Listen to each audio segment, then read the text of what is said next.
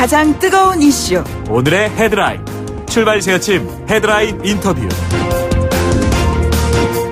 네, 자유한국당을 뺀 여야 4당이 선거제 개편안을 마련을 했습니다. 현재 47석인 비례대표를 75석으로 늘리고요. 만 18세에게 투표권을 주는 그런 내용들입니다.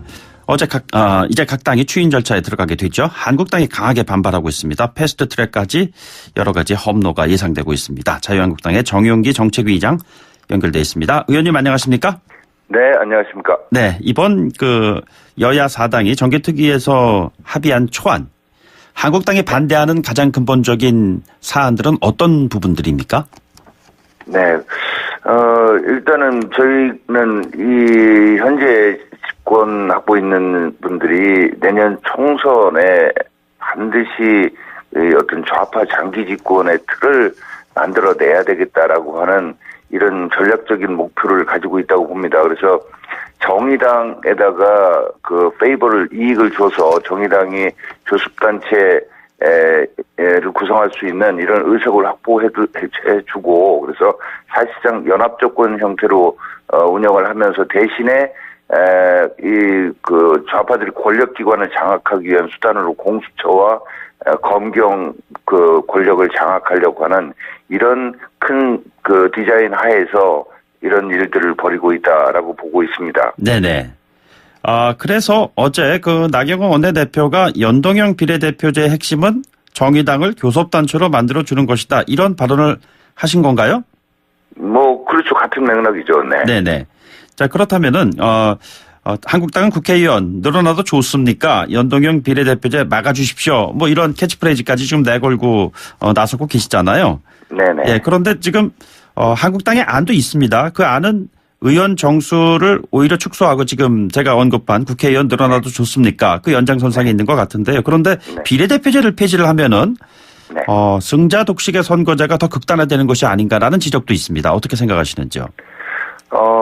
지금 여당이나 정의당이 추진하려고 하는 연동형 비례대표제의 문제점은 이루 말할 수가 없고요. 근데 기존의 병립형 비례대표제 어느 정도의 필요성도 있다는 것을 전면 부인하지 않습니다. 다만 비례대표제를 시행을 하는 과정에서 이 정당의 보스가 비례대표 의원들 명단을 가지고 사실상 이 공천을 좌지우지하면서 벌어지는 폐해들이 너무나 많았다. 그리고 이제 비례대표들이 갖는 전문성이라고 하는 부분들이 사실은 지역구 후보들 통해서도 구현될 수 있는 여지가 많아졌다. 그리고 무엇보다도 국민들이 비례대표 의원 수 늘리거나 있는 거에 대해서 그렇게 절대 좋게 보시지 않는 이런 점들을 저희가 존중해서 그런 방향으로 바꿔나가고자 하는 겁니다. 예, 사표를 방지하고 전문가들의 국회 진입을 좀 문을 넓힌다는 그런 차원에서의 비례대표제에 관련해서는 사실상 한국당에서도 비례대표로 들어오셔서 현격한 활동을 하시는 의원분들도 많이 있으시지 않으신가요?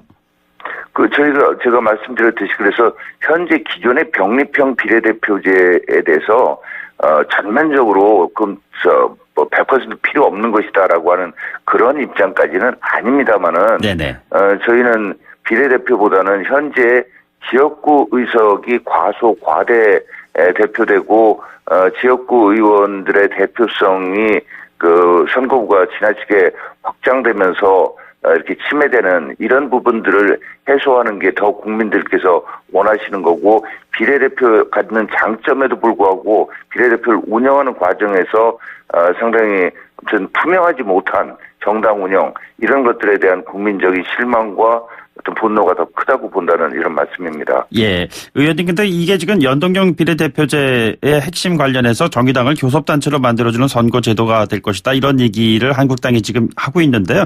정의당이 이렇게 되면은 비례대표 의원 수가 과연 얼마나 많아지길래 이렇게 얘기를 하시는 건지요?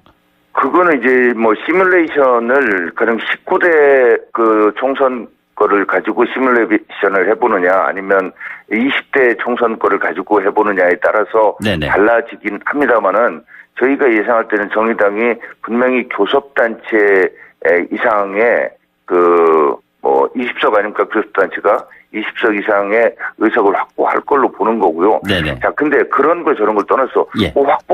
정당한 방법으로 확보를 한다면 그걸 어떻게 막겠습니까? 다만 예. 이런 거죠. 연동형 비례대표제라고 하는 게 초과 의석이 나올 수밖에 없다. 그러니까 누더기 연동형 비례대표제로 바꿨어요. 연동률을 50%로 낮춘다는 건데 이거는 전 세계 어디에도 없는 정말 문재인 대통령식 표현을 하자면 한 번도 경험해보지 못한 이상한 제도를 밤사이에 만들어낸 것인데 이렇게 하면 어찌됐건 간에 이렇습니다.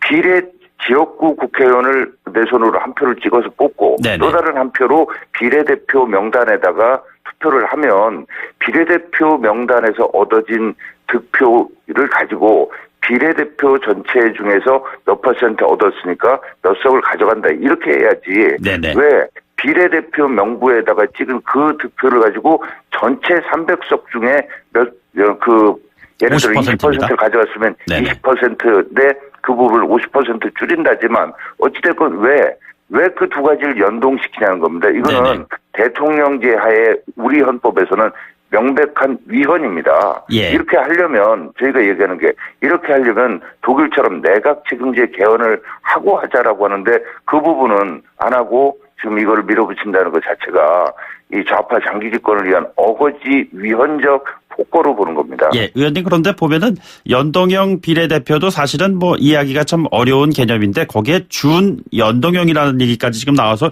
국민들은 좀 많이 헷갈릴 수도 있다라는 생각은 듭니다. 그래서 관련해서 심상정 국회 정개특위위원장이 이런 얘기를 하지 않았습니까? 복잡한 산술 방식은 전문가들의 손을 봐야지 국민들이 그걸 일일이 다 이렇게 아실 필요는 없다. 이해하기가 좀 어렵다. 뭐 이런 얘기를 했는데 이 부분에 대해서는 어떤 생각을 가지고 계십니까? 그 말 자체도 참으로 정말 국민들 들으시기에 마음 불편하시고 우리를 무시하는 것 아닌가 하는 생각을 가지실 수 있는 얘기이고요. 국민들뿐만 아니라 심지어는 그런 대답이 나오게 된 게 정치부 기자들도 이해할 수 없다. 그리고 뭐 심지어는 정치를 직접 하고 있는 뭐 박지원 의원도 나도 이해할 수 없는 이런 거다라고 얘기했다는 거 아닙니까? 순수 연동형 비례대표제도 이해하기 힘들고 독일, 뉴질랜드만 실시하는 특이한 제도인데 이걸 다시 바꿔서 연동률을 50%로 권역별 연동형 비례대표제로 석패율을 도입하고 뭐 이런 식의 정말로 선거제도를 복잡하게 해서 국민의 눈을 속이면서 결국은 좌파 정당끼리 1중대, 2중대 나눠 먹기 하겠다는 이런 음모 이상도 이하도 아니라고 봅니다. 그렇다면은 그 패스트트랙에 반대 의견을 보이고 있는 뭐 예를 들자면 바른미래당 의원들과의 접촉, 그 접촉을 통한 나누신 내용 이런 것들이 있습니까?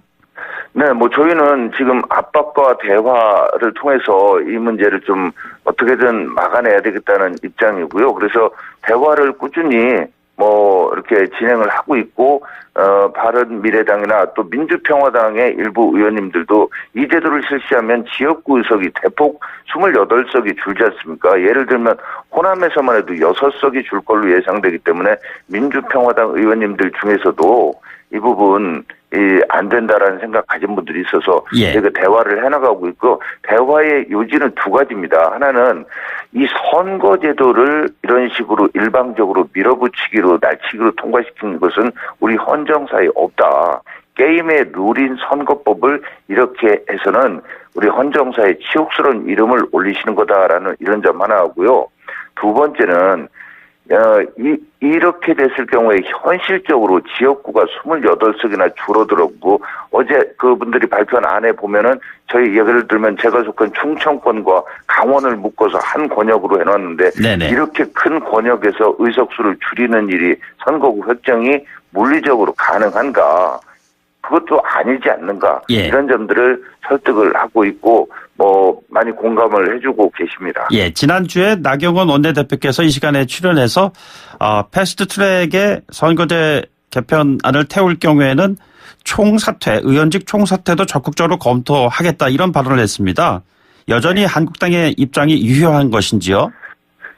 일단은 현 단계에서는 그런 언급이 우리의 결의를 표시하는 것은 되지만 또 어떤 면에서는 패스트트랙을 태우는 것을 기정사실화해 주는 것이 아닌가 하는 우려가 있습니다. 그래서 현 단계에서는 압박과 다른 야당과의 대화 설득을 통해서 패스트트랙 태우는 것을 막는 것에 저희가 총력을 기울이고 있고요. 네네. 패스트트랙 태운다는 것은 정말로 파국 선언이다. 그래서 파국까지는 가지 말자. 이런 말씀을 드리고 있는 겁니다. 그리고 정말 만약에 태운다면 그걸 지금 여기서 상상도 하기 싫습니다만은 저희가 뭐 아무튼 그 가능한 모든 수단을 통해서 이 패스트트랙이 더 이상 진전되지 못하도록 하는 패스트트랙 철회를 요구하는 모든 투쟁을 해나갈 것입니다. 반대파 의원들 다른 당 쪽에요. 연대에서 대여 투쟁 계획도 있으신지요? 뭐 그 부분은 그 이후에 저희가 봐서 얼마든지 뭐 같이 할 부분이 있다면 해야 되겠지만 지금 단계에서 아무튼 패스트트랙 태워진 이후 말씀은 좀 저희가 절제하겠습니다. 예. 이 패스트트랙 관련해서는 공수처 설치, 검경 수사권 조정 이것도 함께 지금 패키지로 갈 가능성이 크다는 그러한 판단들이 있는 것 같습니다. 이 부분은 한국당에서 어떻게 지금 보고 계십니까? 네, 실제로 뭐 세 가지 문제를 한꺼번에 하겠다고 지금 패스트트랙 태우겠다고 지금 하고 있지 않습니까? 그런데 공수처와 관련해서는 이런 거죠. 지금도 검찰, 경찰, 국세청, 뭐 국정원, 금융위, 뭐 공정위 등등의 각종 칼을 가지고 뭐 전직 대통령도 감옥에 다 보내고 뭐 대법원장 전직 대법원장도 감옥에 보내는 이런 무소불위의 제왕적 대통령인데 뭐가 부족해서 더 크고 더 잘 되는 칼인 공수처를 만들어 달라고 하는지 이 부분은 이거는 뭐 정말로 제왕적 대통령에다가 독재적인 어떤 힘을 더 갖겠다는 것으로 볼 수밖에 없다는 것이고요. 예. 검경 수사권 문제도 결국은 검찰을 길들이면서 경찰에 대해서 인사권을 완전히 장악해서 국가경찰은 청와대가 그리고 자치경찰은 민주당의 단체장들이 행사를 하는데 직업경찰이 아닌 민변 출신의 변호사나 그 좌파 활동을 했던 활동가들을 경찰 조직이 되고 어떤 공수처도 마찬가지죠. 공수처 네네. 조직에 들어오게 해서 좌파가 국가의 그 권력기관을 완전히 장악하겠다는 의도로 볼 수밖에 없기 때문에 저희는 절대 안 된다는 겁니다. 좌파가 권력기관을 모두 다 한 손에 쥐겠다는 그러한 평가이면 또 다른 측면에서는 최근에 벌어지고 있는 여러 가지 큰 사건들이 있지 않습니까? 김학의 전 차관이라든가 장자연 씨의 사망 사건이라든가 버닝썬 사태 최근에 벌어진 일이고요. 이런 것을 봤을 때 공수처, 검경 수사권 조정 대단히 필요하다라고 생각하시는 분들도 많은 것 같습니다. 이 부분은 어떻게 판단하시는지요? 장자연, 김학의 사건을 언급하셨는데 그 네네. 부분이 검찰이 수사를 하도록 뭐 청와대에서 해서 또 과거사위에서 지금까지 조사를 했는데 뭐 그 부분에 있어서 어떤 것이 실체적 진실인지 저는 모르겠습니다. 조사를 했는데 어제 대통령이 다시 조사를 해라. 조사를 해서 현재까지는 뭐 검찰 자체 조사에서는 아무튼 밝혀진 게 없고 과거사위 진상조사단에서 한 것도 없음에도 불구하고 이렇게 하는 부분이 과연 법치에 맞는 것인가, 내용 여부를 떠나서 절차적으로 맞는 것인가 하는 의문도 제기될 수 있는 것이고요. 예. 그러니까 법과 제도에 의해서 수사도 하고 개혁도 해나가야지 그게 마음에 들지 않는다고 대통령이 신입니까? 대통령 한 개인의 판단이 그렇게 뛰어납니까? 대통령한테 계속 더 큰 칼을 주자 그러면 그게 바로 독재로 가는 길 아니겠습니까? 네네. 법과 제도에 의한 개혁, 법과 제도에 의한 수사를 해나가야지 대통령 마음대로인 나라를 만들어서는 안 된다는 겁니다. 관련해서 대통령께서 강력한 수사 지시를 두 장관을 배석한 가운데 했는데요. 이 부분은 네. 어떻게 보셨는지요? 자, 일단은 제가 말씀드렸듯이 절차적인 면에서 그 수사는 수사기관이 알아서 그 판단해서 수사를 하도록 해야 하는 것이지 특정 사건에 대해서 대통령이 직접 수사 지시를 하고 수사할 내용과 방향까지 직접 그렇게 국민 앞에서 나서서 이렇게 지시하는 거 이게 과연 법치주의라고 하는 이런 거의 절차 형식에 맞는 것인가 하는 이런 점하고요. 거기다가 현재 경찰과 검찰의 총수들이 이거에 대해서 책임져라라고 이렇게 한 것은 정말로 수사기관에 대한 압박을 넘어서 정말 이렇게까지 하는 정말 숨은 의도가 무언가를 의심케 하는 이런 행위였다고 생각을 합니다. 알겠습니다. 지금 자유한국당에서 오늘부터 임시국회 대정부 질문이 시작이 됩니다. 어떤 부분을 집중적으로 지적하실 계획이신지요? 네, 지금까지 말씀드렸던 패스트트랙 악법은 물론이고 지금 국민들께서 미세먼지로 정말로 고통스러워하시는데 이런 부분 또 그거와 관련된 탈원전 정책의 문제점 또 경제 문제와 관련해서는 이 소득주도 성장이라고 하는 잘못된 정책을 고집하는 것에 대한 좀 비판 지적도 해야 될 것이고요. 블랙리스트 민간인 사찰을 비롯한 김태우, 신재민, 김경수, 손혜원 이런 각종 국민 의혹 사건, 대통령 딸의 비밀 해외 이주 사건 비롯해서 이 막무가내식 도작 조사 평가에 의한 4대강 보호 철거, 북핵 문제 관련한 대미, 대일 외교 정말 따질 것이 한두 가지가 아닙니다. 이 부분 제가 철저하게 국민을 대변해서 목소리를 내고자 합니다. 알겠습니다. 오늘 말씀 여기까지 듣죠. 고맙습니다. 네, 감사합니다. 지금까지 자유한국당 정용기 정책위 의장과 함께했습니다. 저희는 3부에 돌아오겠습니다.